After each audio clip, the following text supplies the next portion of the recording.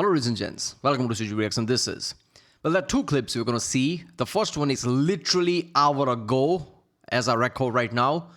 Iran cyber attacked America. Okay, water systems. So America is talking about taking out power plants in Iran, and Iran is doing cyber attacks on water system in America. Yeah, and another one we're going to see how America basically used F-16 to decimate a lot of Iranian, like ports and things like that recently. I don't know, man. This is one of the big minus point when it comes to America there is. I don't know how. America is leader when it comes to anything tech, especially like cyber tech, right? Most tech companies are American. How is like Russia hacked American, like systems a few years ago? Now Iran, how are they hacking? How do you not have defenses, right? I don't know. Maybe it's easier said than done. I don't know the details about this, but yeah, this is going to be interesting. This is by Fox, obviously, as you can see. Let's watch it. Cyber attack targeted water systems in at least 7 states. And in Minnesota alone, federal authorities say more than 30 water facilities were breached. U.S. officials see Iran as the likely culprit, but are still working to determine that. Isn't that where the WWE SummerSlam is, right? Madeline Rivera has the latest from our New York City newsroom on this story. Madeline. Good morning, Brian. The FBI says these malicious cyber hackers were able to change the passwords and IP addresses of the systems that operate and monitor these water facilities. The agency says they've received reports of loss of pressure and flooding, which can allow untreated groundwater to seep into the pipes.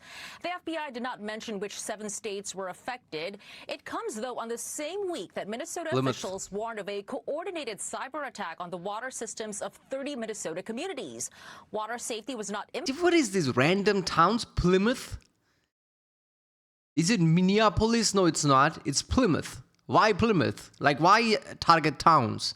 Because they are not as good defended, I'm guessing? Impacted, but the incident does highlight the vulnerabilities of critical infrastructure. The reports, including from the New York Times, that per U.S. and state officials, this may have been the work of Iran. The FBI is dismissing... Okay, may? Are you not sure? That for now, telling Fox they're not currently blaming Iran as they work to identify a culprit. President Trump, in the meantime, is pointing his finger at state officials. Well, I think I blame it on Minnesota because they're grossly incompetent. They like to say, oh, it was Iran. Iran should be so lucky. Iran's got bigger problems than worrying about Minnesota. That is true, though. Okay, why would Iran attack, like, Plymouth, Minnesota? Yeah, that's... So Trump doesn't like Minnesota, is that it? Governor Tim Walz responded to the president's comments on X, saying Trump knows exactly who is responsible for this attack and knows that other states were hit too. This is what modern warfare looks like, and it further illustrates there's no plan to win a war with Iran. Just last week, the FBI and the Cybersecurity and Infrastructure Security Agencies said Iran's cyber actors were continuing to target U.S. infrastructure. Water and wastewater systems were of particular concern, and for years Iran has targeted U.S. water systems, and this suspected attack fit that pattern. Why now? This thing has been going on for like, what, 6 months? Oh, damn, 6 months. This is August now. 6 months since February, March. March is when they started. 1st and 2nd March, I think.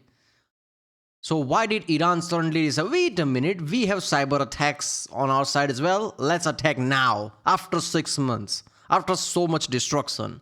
I don't know, man, right? It's very easy to create boogeyman. Oh, it's probably Iran. I don't know. Minnesota officials say the incident highlights the need for more investment in cybersecurity to prevent future threats. Yeah, there you go. Now let's watch the F-16 one. Now, this is about last night. Last night, F-16, attacked with GBU-39, APKWS, and many more. So, like, strikes are ramping up now. The world, and we are decimating Iran. It's about time. The United States unleashed one of the heaviest F-16 strike packages of this entire conflict. That's... Iran's southern coast with a level of precision that left almost no room to respond. This is a war that's been running since February, and last night ranks among its most intense nights yet. Command trucks flattened, hidden boats burning, missile launch holes in the hillsides sealed, coastal radar and defense sites knocked offline. This wasn't a warning shot. This was a sustained, methodical takedown of the systems Iran uses to threaten shipping and U.S. forces in the region.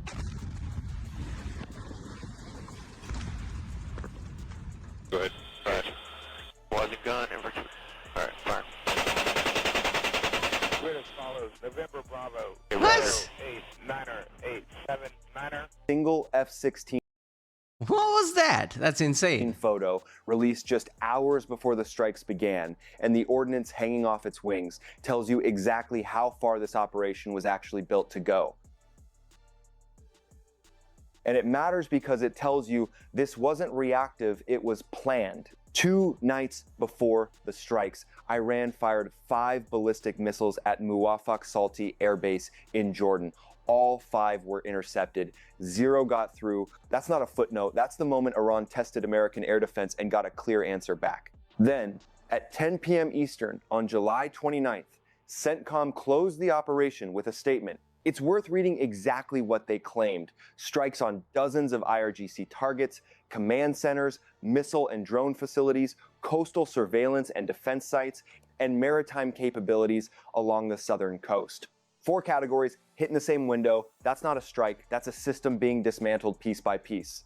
Iran's response came fast through state media. Explosions reported near Bushehr, explosions near Abu Musa, explosions near Kish.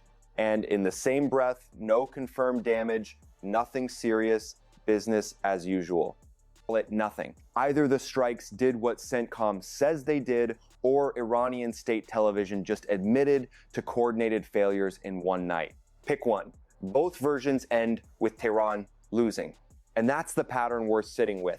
Every time this happens, the sequence is the same. Deny, minimize, change the subject by morning. It's not coincidence. It's a script. By now, even Iran's own state media can't rewrite the imagery. Which brings up the part nobody in Tehran seems to have thought through. Satellites don't read press releases. They don't care what the official narrative says.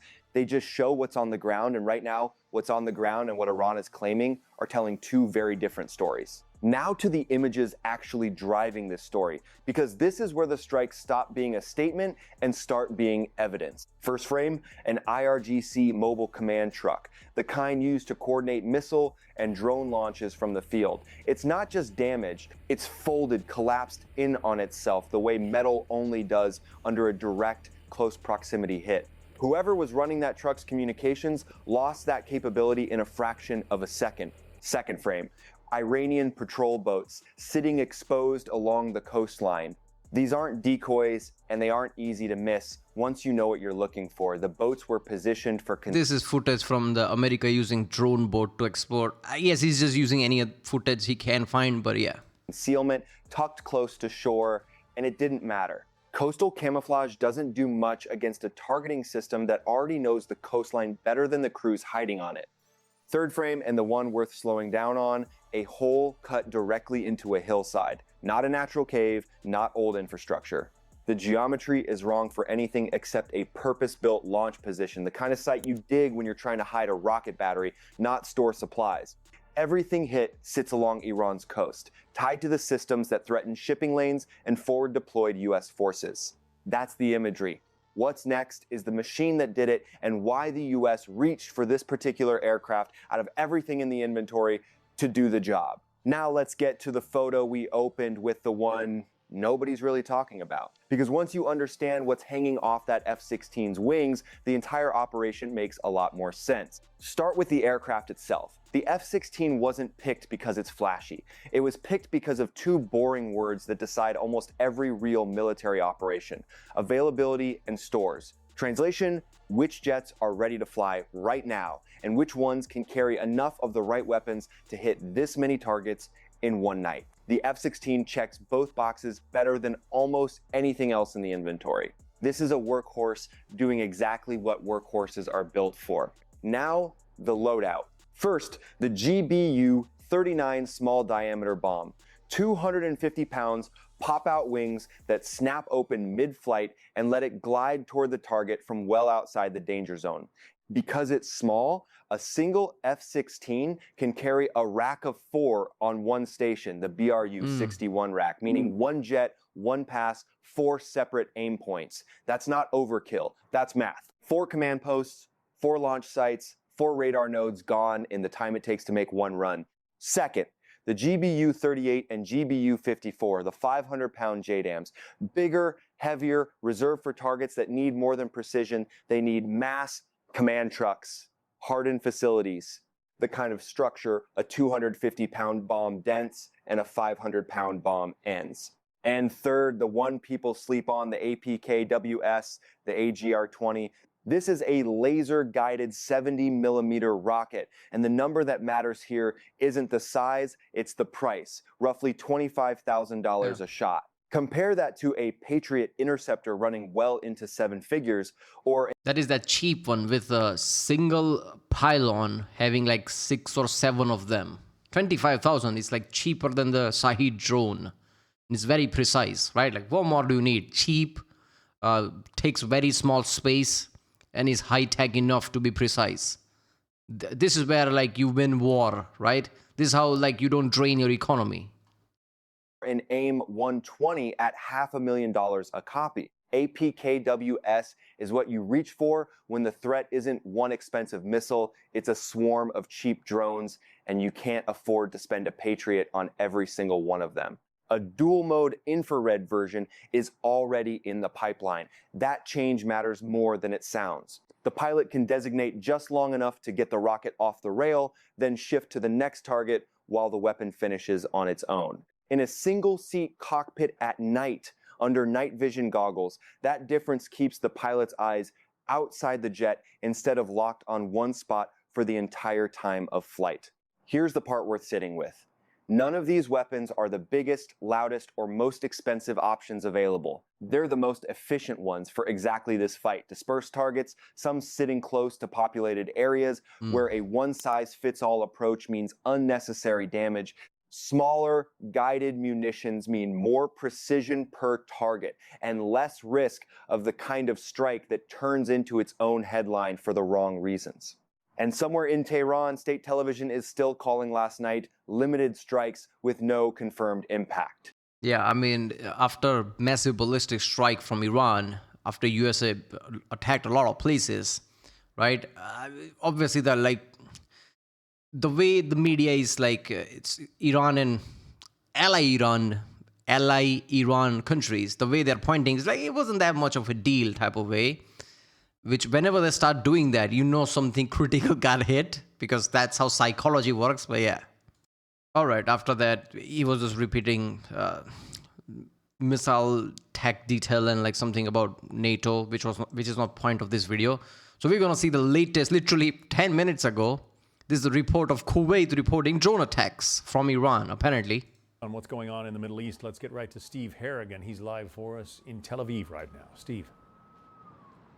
John, Kuwait reporting attacks from Iran, drone attacks from the early morning hours. No casualties reported. Also confirmation now that Iran did try and attack 2 oil tankers in the Strait of Hormuz yesterday, causing damage to one of them, nearly missing the other, but perhaps causing a short spike in oil prices. In the meantime, President Trump has warned about a major series of attacks against Iran that could be coming. He also expressed frustration in negotiations with Iran, saying the leadership often says one thing and then ends up doing another. Here's President Trump.